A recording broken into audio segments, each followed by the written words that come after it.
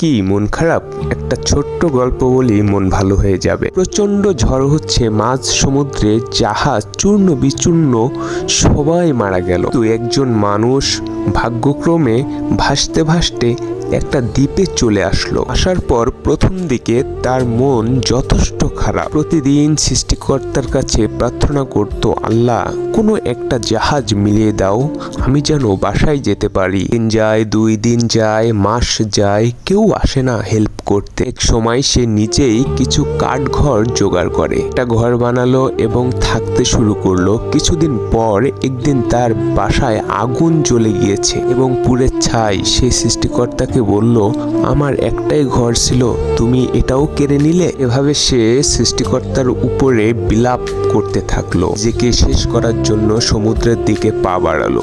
সমুদ্রে ডুবে নিজেকে শেষ করার জন্য প্রতিজ্ঞাবদ্ধ মানুষটা সমুদ্রে পড়ে যেতে যেতেই অবাক হয়ে দেখলো একজন নাবিক একটা জাহাজ নিয়ে তার কাছে হাজির। সে অবাক হয়ে জিজ্ঞেস করলো, এতদিন আমি এখানেই ছিলাম, কেউ আমাকে হেল্প করতে আসেনি, আপনি কে ভাই, কোথা থেকে আসলেন? বলল, কিছু সময় আগে আপনি যে ধোঁয়া পাঠিয়ে সিগন্যাল দিয়েছেন, এর মাধ্যমে আমরা বুঝতে পেরেছি আপনি হয়তো বিপদে আছেন, তাই আমরা এখানে চলে এসেছি। আমরা সব সময় মন খারাপ করি, মাঝে মাঝে চিন্তা করি সৃষ্টিকর্তা হয়তো আমার জন্য পারফেক্ট ছিল না, কিন্তু কেন উনি এমন করলো? আর এভাবে নিজেকে হারিয়ে ফেলি।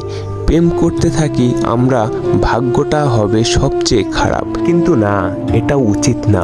উচিত ওইটাই যেটা হচ্ছে, এটাই সৃষ্টিকর্তার ডিসিশন। আর মেনে নেওয়া, অপেক্ষা করা ওই মুহূর্তের জন্য, যে মুহূর্তে আমার জন্য সেরা পুরস্কার অপেক্ষা করছে। Thanks for watching my video.